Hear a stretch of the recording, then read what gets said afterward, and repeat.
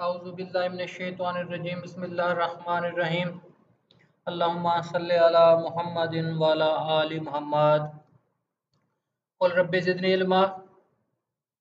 अस्सलामु अलैकुम respected students. आज मोरखा 26 अगस्त 2020 6 मुहर्रमुल हराम 1442 दर्स व तदरीस के सिलसिले को आगे बढ़ाते हुए आपसे कुछ इब्तदाई बातें करनी थी। प्रपोजिशन का अल्हम्दुलिल्लाह बहुत हद तक मुझे तसल्ली हो रही है। अक्सर अब मुझे बहुत खुशी हो रही है ये बात करते हुए। लोगों की प्रपोजिशन की अटेम्प्ट ठीक होती है, पहली बात आंसर मुकम्मल देते हैं, दूसरी बात पे अब अक्सर तकरीबन ठीक भी हैं। अब इंशाल्लाह ताला वक्त के साथ साथ थोड़ा सा मजीद इसमें निखार भी आएगा। अब यही आप लोग देख लेना बेटा, आदत इंसान को हमेशा कामयाब करती है। प्रपोजिशन का आप लोगों को पहले इतना अंदाजा बकौल आप लोगों के नहीं था। हमारी एक अदना सी छोटी सी कोशिश होती है, अल्लाह रब्बुल इज़्ज़त की रहमत से हम आप लोगों को बना के दे देते हैं। तो सबक का आगाज़ करने से पहले कुछ जो हस्बे सबक आदत है रिवाज करने की और एपिटाइज़र की। अब एपिटाइज़र को मैंने कुछ इस लिहाज से सोचा है कि आप लोगों के लॉ के 4 पेपर्स हैं और बाकी 3 हैं उर्दू, इंग्लिश और जनरल नॉलेज। अब इंशाल्लाह ताला मैं अपने हिसाब से इंतखाब कर लूँगा कि क्या मौजू होना चाहिए एपिटाइज़र के हिसाब से। इससे आप लोगों का इंशाल्लाह ताला काफ़ी फ़ायदा होगा। जनरल नॉलेज के हिसाब से, इंग्लिश के हिसाब से या उर्दू के हिसाब से ऐसी शख्सियत होगी जिसके ऐसे खिदमात होंगे जो हमारे लिए काबिल तकलीद होगी। तकलीद से बेटा ये है सीखने सिखाने का, इल्म बढ़ाने का मकसद। वो शख्सियत कोई भी हो सकती है, क्योंकि असल बात तो इल्म हासिल करना है। अब वैसे मैं सोच रहा था शख्सियत के लिहाज से, एक किताब लिखी गई थी 1980-90 वगैरह की दहाई में, 100 बड़े आदमी। शायद आप लोगों ने किसी ने पढ़ी हो या नाम यकीनन सुना होगा। अब एक बंदे ने तारीख के 100 अशखास पर तहकीक की थी। उसमें रसूल अकरम सल्लल्लाहु अलैहि वसल्लम को वो बंदा अपनी तहकीक में पहले नंबर पर ले आया। इसकी वजूहात काफ़ी सारी थी, उनमें से एक ये थी कि आप सल्लल्लाहु अलैहि वसल्लम ने ज़िंदगी में जो नज़रिया दिया उस पर अपनी ज़िंदगी में ही अमल करके दिखाया। इसके पैरोकार पूरी दुनिया में बहुत ज़्यादा बढ़ रहे हैं और आप सल्लल्लाहु अलैहि वसल्लम की शख्सियत के जो बेमिसाल पहलू हैं सारे ही कमाल हैं। सादगी, बेलौसी, ये बड़ी अहम चीज़ें हैं इंसान की ज़िंदगी में। इंशाल्लाह ताला हम इनको वक्त के साथ साथ देखते रहेंगे। रिवाइज करना पाकिस्तान पिनल कोड, बेटा इसका ना मेन असल आप में से कुछ स्टूडेंट्स वगैरह कहते हैं कि सर क्रिमिनल लॉ का, जो जिन लोगों ने पहले पेपर दिया है सिविल जज का, वो एक स्टूडेंट है, उनकी तहकीक बहुत बेहतरीन है। वो कह रहे थे कि जी क्रिमिनल लॉ में सर अक्सर बेचारे पहले फेल हुए हैं, बाकी उनके सब्जेक्ट्स ठीक थे। अब क्रिमिनल लॉ में तहकीक की तो पता ये चला कि प्रपोजिशन में फेल थे।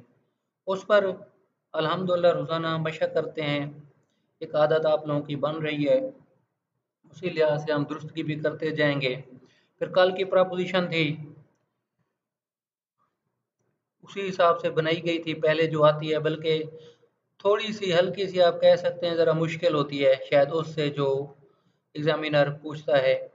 उसकी भी वजह है कि अगर मुश्किल की आप लोग तैयारी कर लेंगे आसान भी हो जाएगा। उस पर इंशाल्लाह ताला आज मैंने अपना दूसरा सेशन रखने की कोशिश की है। कोशिश है आज की तारीख में तो प्रपोजिशन और केस लॉ हम देखेंगे। अब कल वाली प्रपोजिशन का आप देख लें, सिर्फ हिंट दे रहा हूँ, अभी सॉल्यूशन रात को बताऊंगा। वैसे मैंने अल्हम्दुलिल्लाह अपना काम मुकम्मल कर लिया है। ऑनरेबल 7 जजेज हैं हमारे सुप्रीम कोर्ट ऑफ पाकिस्तान के, 7 जज साहबान। मामला काफ़ी गंभीर था पहले। ऑनरेबल हाई कोर्ट के पहले फैसला जात थे, उनको ऑनरेबल सुप्रीम कोर्ट ने कहा कि ये बामुताबिक कानून नहीं है। सुप्रीम कोर्ट के कुछ फैसला जात थे, उनके बारे में राय दी गई। अब मामला ये था, बहुत गौर से सुन लें। ये जो हमारा 16 चैप्टर है, कत्ल। कत्ल में दो तरह की सुलह है, या आप कह सकते हैं कि कत्ल अमद में दो तरह की सज़ा होती है। सादा ज़बान में किसास 302 ए, उसमें सुलह की क्या होगी सूरत हाल, और अगर बंदा सज़ाए मौत हो जाता है 302 बी में, उसमें सुलह के तकाजे क्या होंगे। बहुत खूबसूरत तरीके से एलेबोरेट किया गया है sir mister justice Asif Saeed Khosa साहब की। ये अथॉरिटी है जो इंशाल्लाह ताला आज रात में, आज दिन में दूसरे सेशन में मैं आप लोगों को उसके बारे में बताऊंगा। बड़ी कमाल इसमें बातें डिस्कस की गई हैं कि वली क्या है, लीगल एयर्स का तज़किरा क्यों है, कहाँ पर है, क्रिमिनल जस्टिस हमारा क्रिमिनल लॉ, इसके मुख्तलिफ अदवार क्या हैं, और 342 CRPC क्लास 2, उसमें क्या लिखा हुआ है, सुलह कौन कर सकता है। ये थी असल चीज़, क्योंकि मामला ही कुछ इस तरह का honourable supreme court of Pakistan में आ गया था। पहले ये मामला ज़ेर बहस था, फिर honourable chief justice of Pakistan को हमारे ऑनरेबल जज सुप्रीम कोर्ट साहब ने रिक्वेस्ट की। उन्होंने फिर इसे लार्जर बेंच अमूमी तौर पर कहते हैं। बेटा, दो जज साहबान से ज़्यादा, ऑनरेबल हाई कोर्ट और सुप्रीम कोर्ट की बात हो रही है। जब ज़्यादा जज साहबान कोई केस सुने, केस की समाअत करें, तो उसे फुल बेंच कहा जाता है, दो से ज़्यादा। अगर सिर्फ एक एक जज साहब हों, वो फिर सिंगल बेंच कहलाता है। रिवियन पाकिस्तान पिनल कोड की उस हिसाब से मैं बात कर रहा था, प्रपोजिशन बात जहन में आ गई। बेटा देख लें, अब लोग टाइमिंग देख लें, इसी हिसाब से अपना जहन तैयार रखें अल्लाह की खास रहमत से। Pakistan penal code act number आप जहन में रख लें और सन जहन में रख लें, 1860 में। टोटल कितने चैप्टर्स हैं? 23। प्रपोजिशन के पॉइंट ऑफ व्यू से आप लोगों को गुजारिश कर रहा हूँ, किस तरह आपने अब अपना जहन बनाना है रोज़ाना की बुनियाद पर। बेटा प्रीलिमिनरी है, पहले 1 से 5 तक तारुफ दिया गया है, 6 से 52 ए तक डेफिनेशंस हैं सारी, कि इनका तलाक किस तरह हो रहा है पाकिस्तान पिनल कोड में। सेक्शन 6 का अक्सर कहता हूँ ये सुल्तान सेक्शन है। जनरल एक्सेप्शंस हैं पूरे पीपीसी को पढ़ने के लिहाज से। कोई भी इंसान का एक्ट है पीपीसी में जिसे जुर्म डिक्लेयर किया गया है, उसे सेक्शन 6 के तनाजुर में और जनरल एक्सेप्शंस की रोशनी में पढ़ा जाएगा। वो चैप्टर 3 है हमारा। अब देखें ना, तारीफात का 6 से 52 ए तक है, तीसरा 76 से 106 तक है। अब देखें ना, पहला है 1 से 5, दूसरा आ गया तारीफात का 6 से 52 ए तक, तीसरा आ गया सजाओं का 53 से 75 तक। अब 76 से 106 4 हो गया चैप्टर जनरल एक्सेप्शंस का। पांचवा हमारा अबेटमेंट का है 107 से 120 तक। 5A है चैप्टर 122 ए, 120 ए, 120 बी हैं। उसके बाद चैप्टर 6 है, मिसाल दी थी आपको, 121 से 130 तक, ऑफेंसेस अगेंस्ट द स्टेट। सातवां चैप्टर है ऑफेंसेस अगेंस्ट द पाकिस्तान, 131 से 140 तक हैं। अब आठवां चैप्टर काफ़ी मशहूर है, पब्लिक ट्रांक्विलिटी, सीआरपीसी में इसका काफ़ी इस्तेमाल है। 141 से 160 तक है। 9वां चैप्टर है हमारा 161 से 171 तक, सरकारी मुलाजिम अगर कोई रिश्वत लेता है। फिर 9A है 171A से 171J तक। उसके बाद हमारा 10वां चैप्टर है कंटेम्प्ट ऑफ लॉफुल अथॉरिटी है, जिसमें 172 से 190 तक, 186 188 वगैरह के पर्चे काफ़ी मशहूर हैं। अब बेटा इसी हिसाब से ना आप सीक्वेंस को बार बार अपने जहन में दौड़ाएं। पहले आप सेक्शन की तरतीब और चैप्टर्स के तरतीब नाम के लिहाज से जहन में रखें, कोई मुश्किल नहीं है। हकीकतन गुजारिश कर रहा हूँ, सिर्फ 5 मिनट का रोज़ाना का आप लोगों का काम है। इसे बेटा पूरी ज़िंदगी इंशाल्लाह ताला फ़ायदा होगा, और ये बहुत बड़ा राज है। अदब से गुजारिश है मेरे साथ चलें इस काम में। 10वां चैप्टर आप लोगों को बेटा बता दिया। 11वां है हमारा 191 से 229 तक, बताया था। शहादत कोई बंदा गैब कर लेता है, झूठी शहादत देता है, लॉफुल प्रोसीडिंग में कोई मुदाखलत करता है, इसको ये हमारा डील करता है। 12वां चैप्टर बहुत मशहूर है, उसको इस जहन से याद रख लें। 12 और 17 375 पीपीसी को जब जहन में रखेंगे। 230 से 263 तक है। 13वां चैप्टर 264 से 267 तक है, वेट्स मयर्स वाला। अब ये देख लें, 12 हो गया, 13 हो गया। 14 चैप्टर कौन सा है हमारा 264 से ये जाता है हमारा 294 तक। ये डील करता है हेल्थ वगैरह को। अब आप देख लें 15वां चैप्टर हमारा मजहब वाला है, मजहब के खिलाफ कोई बंदा जुर्म करता है।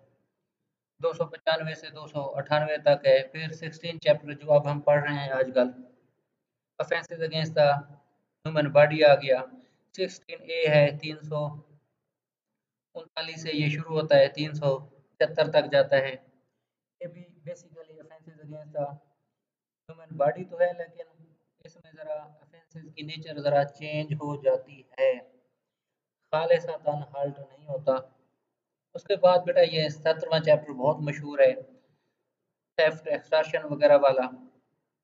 ये जाता है, शुरू होता है हमारा 378 से। काफ़ी ये लंबा चैप्टर है, ये चला जाता है 462 वगैरह तक। उसके बाद 17A है 462A से 462J, गैस की चोरी।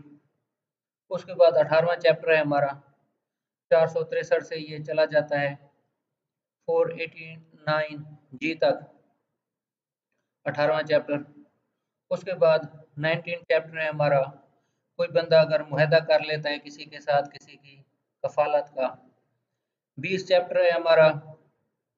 अब देखें ना 489G 490 से 492 वाला हो गया मुआहदे वाला।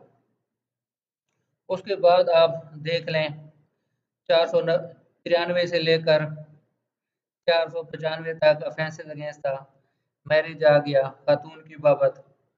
496 से 498 उसमें अगेंस्ट द वुमेन आ गया। अब देखें ना इसमें ज़रा थोड़ा सा फ़र्क है, ऑफेंसेस अगेंस्ट वुमेन और ऑफेंसेस अगेंस्ट मैरिज। वुमेन में आप लोग देख लें नया सेक्शन इंट्रोड्यूस हुआ था कि किसी खातून को हिस्से से महरूम करना। अब ना इस तरतीब को ज़बानी कलामी रिवाज किया करें, बार बार सोचा करें। 30 बेटा फिगर याद करना मुश्किल नहीं है तरतीब के लिहाज से। अब देखें ना 17 तक आप लोग जहन में रख लें, 17A भी हो गया। अब 18 देख लें, सर्विस वाला है। 19 देख लें, अगेंस्ट द मैरिज है। आप 20 को ले आए, या इसके जो 19A 20A इसको भी थोड़ा सा जहन में रखें। मैरिज आ गया, फिर वुमेन आ गया। उसके बाद लास्ट है कौन कौन से, डेफामेशन बहुत मशहूर है हमारा। डेफामेशन के बाद है क्रिमिनल इंटीमिडेशन। उसके बाद अटेम्प्ट वाला है, ये 23 है हमारा। अब इस सीक्वेंस को ना आप बैक में ज़रा लेके जाएं, 511 से पहले चैप्टर पर आ जाएं। ये 23 है, वो 22 है यकीनन। 503 से 510 तक। अब वो 502 है 499 डेफामेशन। बेटा जब ये सेक्शंस और चैप्टर जहन में रखेंगे ना, इससे आपको पूरे पीपीसी का बोलता हुआ तनाजुर नजर आएगा। इसका फायदा बहुत ज्यादा होगा, पूरी जिंदगी में होगा। मेरी ये गुजारिश मान लें, रोजाना की ये आदत बनाएं। बट आज हम देख रहे हैं इसको, पाकिस्तान पिनल कोड के जो नेक्स्ट हमारे सेक्शंस हैं। कल हमने पढ़ा था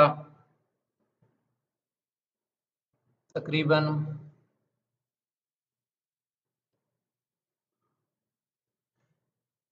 314 तक अच्छे तरीके से, इसलिए बार बार वजाहत की गई थी ताकि गलती का कोई एहतमाल ना हो।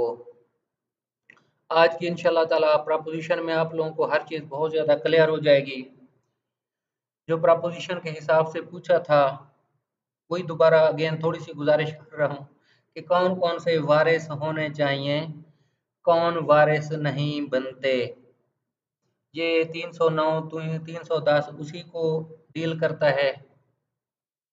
उसके बाद 11 बताया था, 11 की बाबत भी केस ला इंशाल्लाह ताला आप लोगों को दूंगा, वो आज तक मुझे याद है, वो ज़रा तलाश करना पड़ेगा। 12 13 14 बेटा, अब ये आज है 315। कत्ल की चारों अक़साम बहुत ज़्यादा अहम है, इनको हमेशा आप लोगों ने जहन में रखना है। जहन में रखने का बेहतरीन तरीका इंग्रेडिएंट्स हैं लवाजमात। लवाजमात बेटा बहुत छोटी छोटी तारीफ़ें हैं, इनके अल्फाज का ऑपरेशन कर लें। ऑपरेशन से मुराद ब्रेक डाउन कर लें, ब्रेकअप कर लें कि कौन कौन से अल्फाज इस्तेमाल हुए हैं, इनका अतलाक किस तरह हो सकता है। अब देखें, ये है कत्ल शबी अहमद। पहला था हमारा कत्ल अहमद। अब देखो ना, अहमद आ रहा है, अमदन जानबूझ कर कोई काम करना, इसे हम अमूमन अमदन कहते हैं।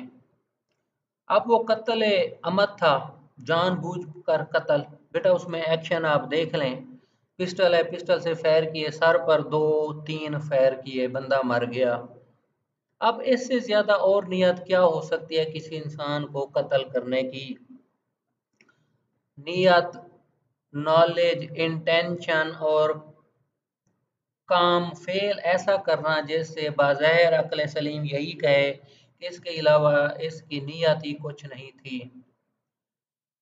315 को बेटा देख लें, कत्ल शबी Ahmad, whoever with intent to cause harm to the body or mind। अब देखें बेटा, इंटेंशन है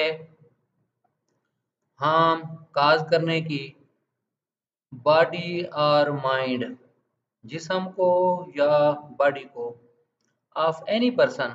अब असाजा जो हमें मिसालें देते थे बॉडी और माइंड क्या है, कुछ मिसालें आज भी अल्हम्दुलिल्लाह याद हैं। जैसे अप्रैल फूल के लिहाज से एक फजूल रस्म ही हम इन्हें कहेंगे है, जिसका कोई ना इखलाकियात से ताल्लुक है ना मजहब से ताल्लुक है। लायानी इसे कहा जाता है। बेटा लायानी वो होता है जिसमें कोई सबक ना हो, और ज़बान की ये आप बद इखलाकी भी कह सकते हैं, लायानी गुफ्तगू करना। बेटा इसमें ये है कि फ़र्ज़ किया खबर दे देते हैं, एक बुजुर्ग बाप है बेचारा, बूढ़ा है, उसको कोई बदबख्त इतला दे देता है कि आपका बेटा फौत हो गया है, झूठी खबर, और वो शख्स ये खबर सुनकर फौत हो जाता है। तो हमें आज याद पड़ता है, बाकी बहसों में बहसा आगे करते हैं कि कत्ल शबी अहमद हो जाता है। अब इतला है, झूठी इतला दे रहा है नियत से कि इनको तकलीफ पहुंचे बुजुर्ग को, तो इन्होंने इस इंटेंशन से हार्म काज कर दी बॉडी और माइंड। बेटा इसमें माइंड को हार्म काज करना मतलूब है, जो अभी आप लोगों को मिसाल दी है। झूठी इतला दी जाती है आपका बेटा जवान फौत हो गया है, वो बेचारा ये खबर सुनकर फौत हो जाता है। causes the death of that person or of any other person by means of a weapon or an act which in the ordinary course of nature is not likely to cause death is said to commit कत्ल शबी अहमद। बेटा वही गुजारिश कर रहा हूँ, इन अल्फाज का operation करना सीखें। अब देखें, causes the death of that or of any other person by means of a weapon or an act which in the ordinary course of nature आम हालात में जिंदगी के मामूल के रिवाजात के मुताबिक नहीं है किसी शख्स की काज डेथ करना, इसको कहा जाता है कत्ल शबीह अमद। बेटा इसमें मिसालें देख लेते हैं। A in order to cause hurt strikes Z with a stick or stone which in the ordinary course of nature is not likely to cause death। अब देखें, A in order to cause hurt, अब अल्लू है जख्म पहुंचाने के लिए Z को, strike उसे मारता है विद अ स्टिक और stone which in the ordinary course of nature is not likely to cause death. आम हालात में छोटी का वार किया जाए अमूमन डेथ नहीं होती। अब देखें ना बेटा, छोटी का वार ये भी एक बड़ी इंटरप्रिटेशन की बात है। कब मारी, क्यों मारी, कितनी मारी, कहाँ मारी, मारने वाले की क्या उम्र है, जिसको मारा जा रहा है उसकी उम्र क्या है। बेटा ये सारी चीज़ें हैं, आप लोग कानून शहादत पढ़ चुके हैं अल्हम्दुलिल्लाह। रेस जेस्टे, मोटिव, एक्शन, हर चीज़ अमूमन देखी जाती है। अब देखें ना वही छोटी, strikes Z with the stick.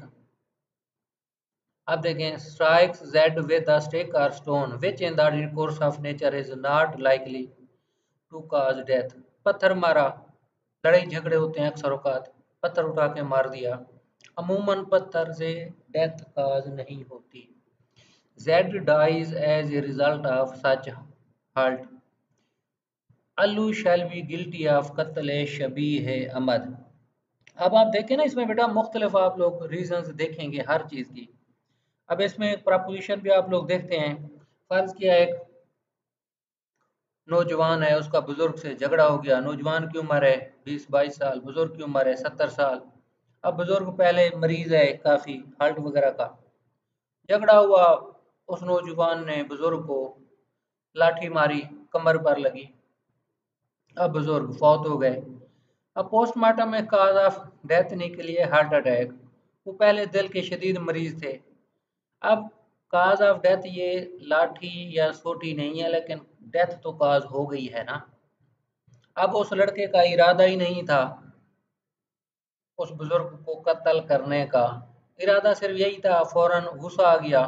मिसाल दे रहे हैं बेटा, बुजुर्ग ने कोई गालम गलूच कर दी, क्योंकि ऐसी बातें की बच्चा बर्दाश्त नहीं कर सका, तो उसने उठा के बुजुर्ग को सोटी मार दी या पत्थर मार दिया।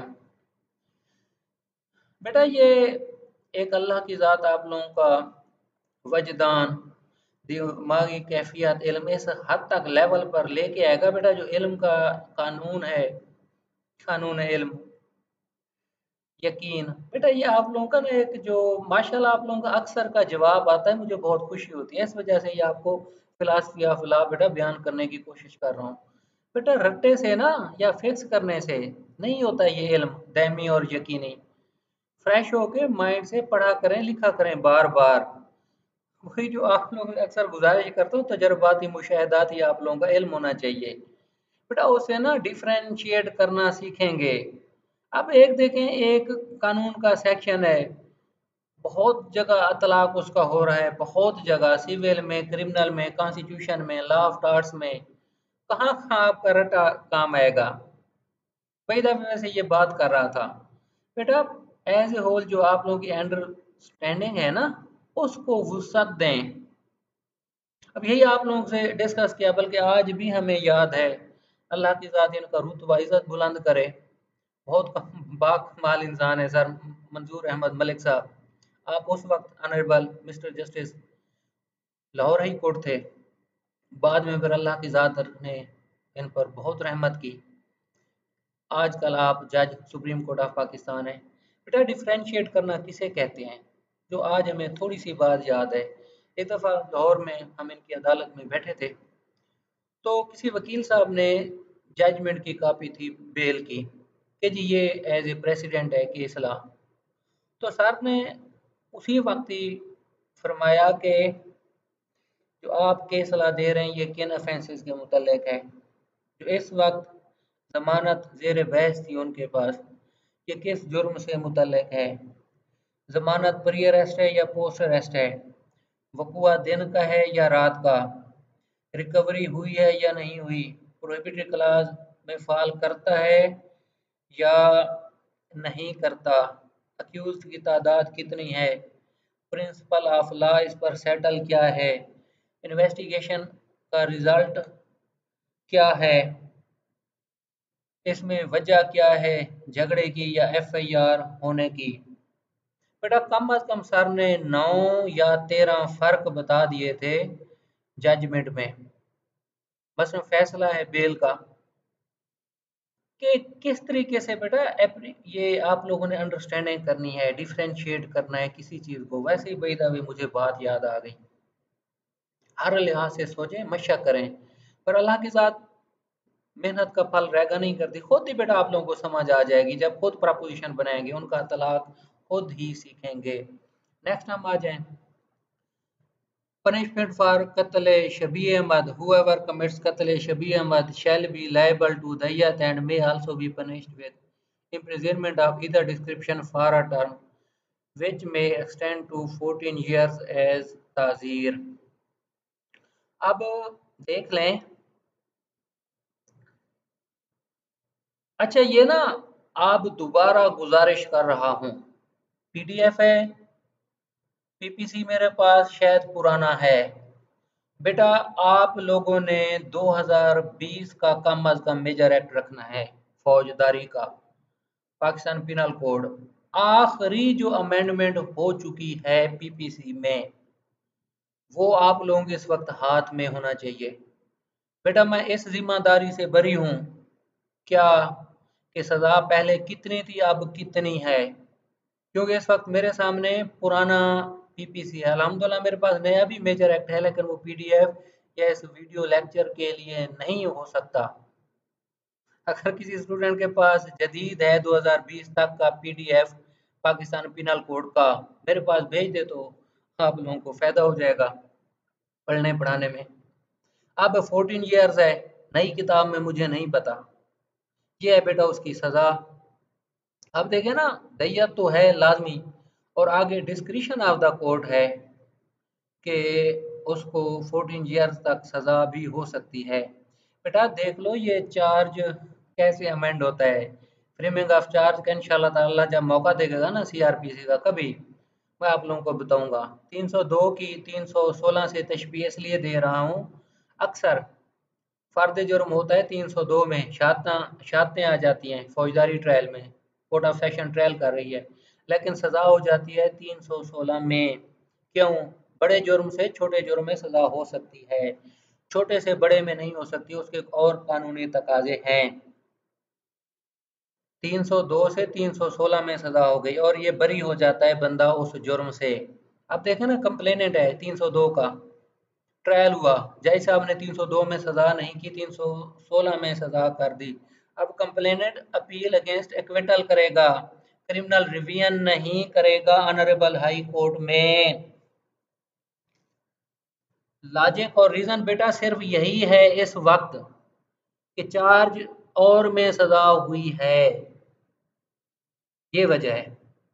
317 को बेटा देख लें, पर्सन कमिटिंग कत्ल, कत्ल debarred from succession, however where a person committing qatl amad or qatl shabi is an heir or a beneficiary under a will, he shall be debarred from succeeding to the estate of the victim as an heir or a beneficiary। बेटा अगर किसी इंसान ने कत्ल कर दिया है, वरासत से वो महरूम हो जाता है। वेयर आ पर्सन कमिटिंग कत्ल अमद और कत्ल शबी, दो बेटा अकसाम आ गई। अब वारिस है या बेनिफिशरी है, मफाद उठाने वाला है एक विल वसीयत के जरिए उस जायदाद के, अब वो वरासत से महरूम हो जाएगा। ऑफ विक्टिम और of victim as an heir और अ बेनिफिशरी। बेटा वेरी सिंपल, बेटे ने बाप को कत्ल कर दिया है, वरासत से महरूम, ये है। उसके बाद बेटा आ जाए 318 पर, कत्ल खता, however without any intention to cause death of or cause harm to a person. Causes death of such person either by mistake of fact or by mistake of act. Fact is said to commit कत्ल खता। अब देख लें बेटा अल्फाज का break down. अब इसमें इंटेंशन ही नहीं है डेथ काज करने की, या whoever देखें without any intention to cause death of or cause harm to a person, cause death of such person। अब देखें ना, बार बार इस वजह से बेटा बता रहा हूँ, इसको बहुत गौर से लिखना है बेटा। ये जो चैप्टर हम इस वक्त जेर बहस ला रहे हैं, इसको जिंदगी का असासा समझ लें। और शोबा कानून दुनिया का बेटा बेहतरीन शोबा है, मायूस नहीं होना। बज़ाहिर वैसी बात जहन में आ गई है कि जॉब्स नहीं मिलती, प्रैक्टिस में मायूस समझा जाता है, प्रैक्टिस नहीं चलती। बेटा इस वक्त अल्लाह रब्बुल इज़्ज़त ने इस कानून को, इस मजमून को, कानून के मजमून को पूरी दुनिया में इतनी इज्जत दी है, इतनी शान और शौकत, इतनी ताकत, इतना अख्तियार। दुनिया में किसी और मजमून की इतनी ताकत और अख्तियार नहीं है।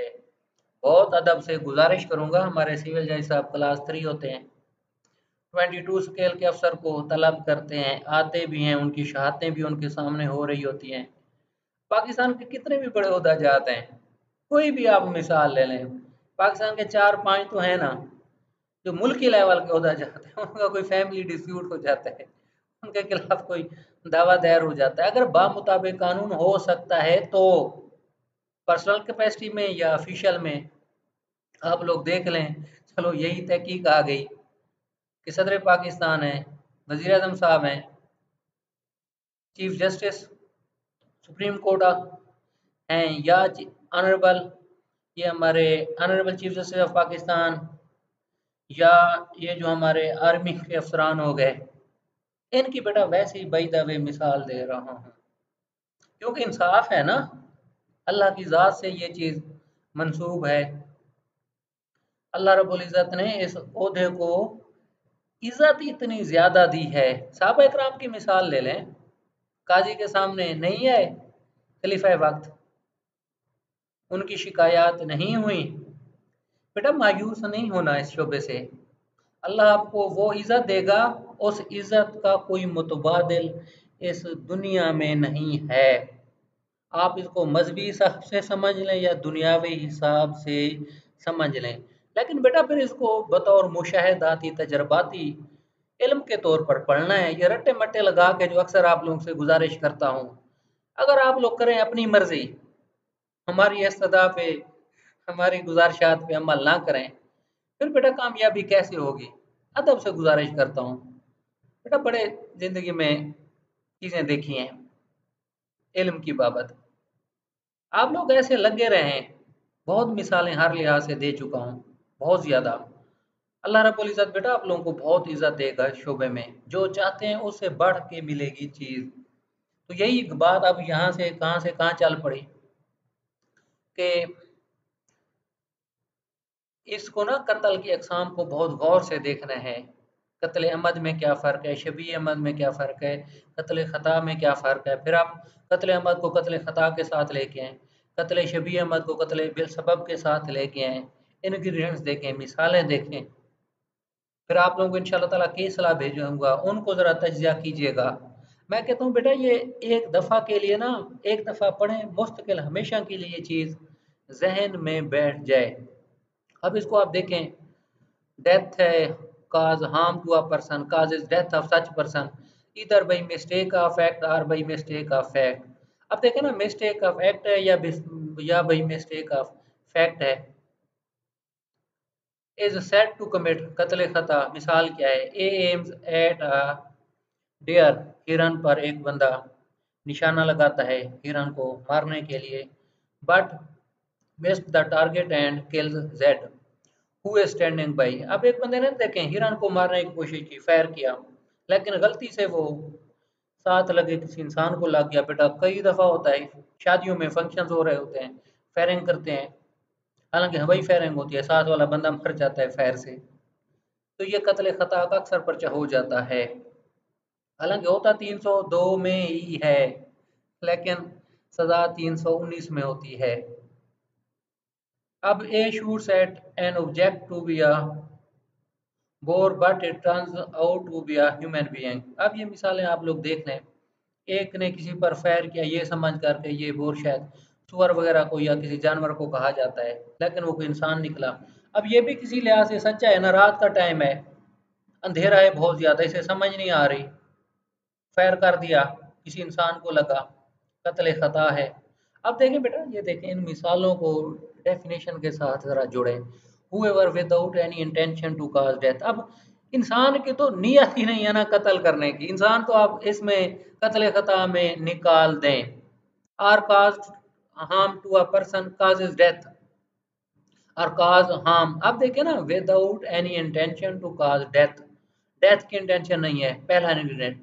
दूसरा क्या है, cause harm to a person, ना किसी इंसान की डेथ करने की इंटेंशन है और ना ही हार्म करने की, जख्म पहुंचाने की, लेकिन वो किसी इंसान को कत्ल कर देता है।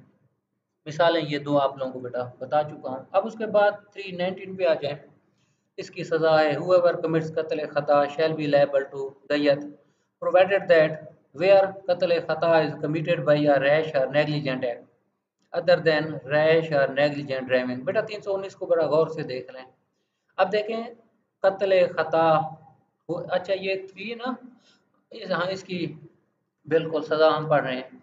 अब कत्ल खता की सजा है दय्यत की, और आगे आप देख लें सिर्फ दय्यत है। प्रोवाइडेड दैट वेयर कत्ल खता is committed by a rash और नेग्लिजेंट एक्ट।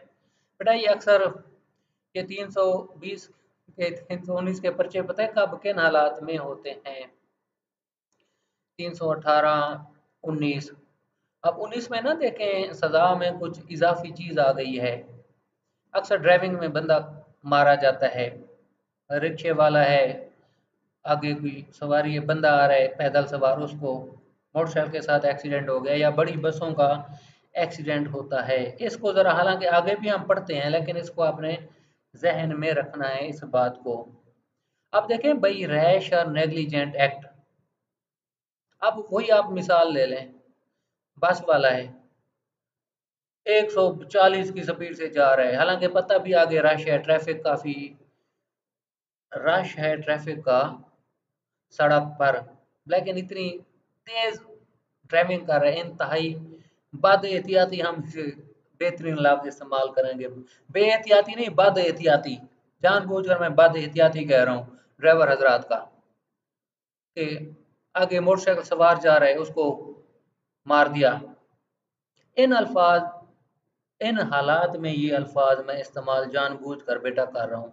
रैश और नेग्लिजेंट एक्ट हो गया ना, अब क्या ज़रूरत है 150-60 पर इतनी आप तेज़ करें? ये बसों वाले मुकाबले करते हैं, टाइमिंग का इनकी लाख मुसीबत होती है, लाख चक्कर होते हैं इनके। अदर देन रैश और नेग्लिजेंट ड्राइविंग, बेटा जानबूझ कर ना जोड़ रहा हूँ सारी चीज़ों को, पढ़ जो रहा हूँ, आगे इसके मुखालिफ आ रहा है, लेकिन एक दफ़ा व्यू आप लोगों का बेटा क्लियर हो जाएगा। अब रैश और नेग्लिजेंट एक्ट आप क्या किसे कहेंगे सिवाय नेग्लिजेंट ड्राइविंग के? अब इसमें बस वाली मिसाल नहीं है, आगे आएगी, फिर उसको इससे जोड़ दूंगा, आप लोगों का एक तसलसल जहन में रहेगा। अब बेटा रैश और नेग्लिजेंट एक्ट सिवाय ड्राइविंग के किसे कहेंगे? मिसाल आगे देता हूँ। The offender may, in addition to diyat, also be punished with imprisonment of either description for a term which may extend to 5 years as ताज़ीर। ठीक है, अब इसमें उसे ताज़ीर की सज़ा हो सकती है, other than negligent rash driving वगैरह के है। बेटा whoever commits कत्ल खता shall be liable to दय्यत, उसमें ड्राइविंग की मिसाल आ गई है, आगे सज़ा भी बयान कर दी गई है। अब इसकी मिसाल आप लोग देखें, थोड़ा सा हम दोबारा जाते हैं 318 कत्ल खता, मिसाल देख रहे हैं। अब ए एम्स एट अ डेयर हिरन पर, अब देखें ये रैश या नेग्लिजेंट एक्ट है। अब नेग्लिजेंट एक्ट कैसे है? अब उसको नजर तो आ रहा है कि इंसान साथ है, या कि अमूमन पता होता है कि अगर पैर थोड़ा सा भी इधर उधर गया, बेटा इसे ना बड़ा असला बहुत खराब चीज है। प्राइवेटली एक ऑफिशियल है, गवर्नमेंट फंक्शंस होते हैं या फैमिली सेल्फ डिफेंस के लिए रखते हैं, वो तो और बात है, लेकिन हमेशा असले का, वेपन का मिस यूज हो जाता है। अब इसी को आप उसके साथ जोड़े ना, रैश या नेग्लिजेंट एक्ट का, ड्राइविंग के अलावा। पहले ये सिंपल है, अगर रैश या नेग्लिजेंट इंसान इंसान का फेल क्या बन जाता है, मिसाल दे रहे हैं बेटा, ये जो अक्सर मशीनरीज फैक्ट्रीज वगैरह होती है ना, वहाँ बंदे मारे जाते हैं, वहाँ भी कुछ में देखा है इंशाल्लाह ताला, आपको केस भी पढ़े थे मुझे याद आ रहा है, 319 वगैरह में सजा हुई थी। पहले वो फैक्ट्स कुछ और तोड़ मोड़ लिए जाते हैं। ये इंशाल्लाह ताला आप लोगों का ना 318 19 पर केस ला दूंगा, रैश और नेग्लिजेंट पर। उसके बाद बेटा है हमारा, अब देख लें पनिशमेंट फॉर कत्ल खता बाई रैश और नेग्लिजेंट ड्राइविंग, अब वही आ गया ड्राइवर वाला। Whoever commits qatl khata by rash or negligent driving shall, having regard to the facts and circumstances of the case, in addition to the death, be punished with imprisonment of either description। अब ये देखें driver हजरात की ये सजा है, 320 में पर्चा होता है, 320 में पर्चा होता है ड्राइवर हजरात पर। अब आगे देखें मजे की बात, आज हमारा आखिरी मौजू है ये आज के लिहाज से, कत्ल बेसबब, whoever without any intention cause death or cause harm to any person does any unlawful act which becomes a cause for the death of another person is said to commit कत्ल बेसबब। बेटा आप देख लें, कोई नियत नहीं है डेथ काज करने की और cause harm to any person, वो या किसी इंसान को हार्म काज करने की, लेकिन अनलॉफुल एक्ट है जो कि वजह मौत बन जाता है दूसरे शख्स की।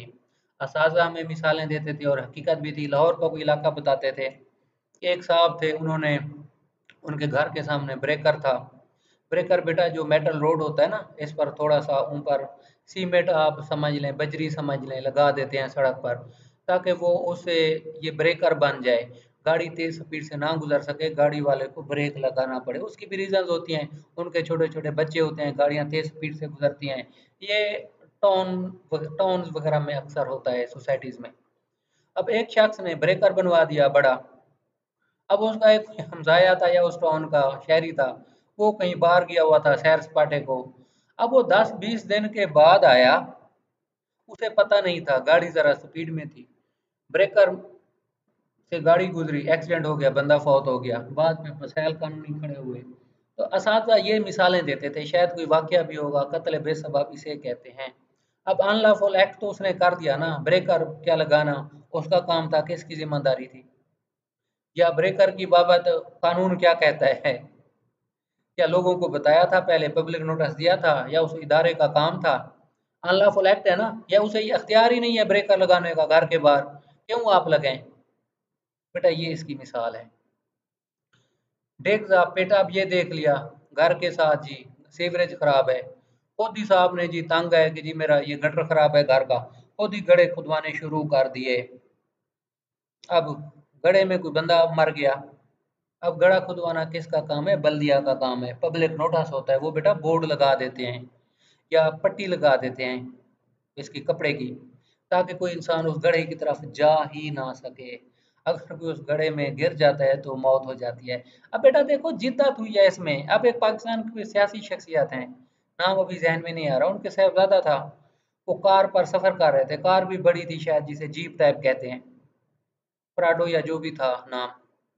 बेटा अब ना एक्सीडेंट हुआ तो कार में उनके साहबजादे की डेथ हो गई।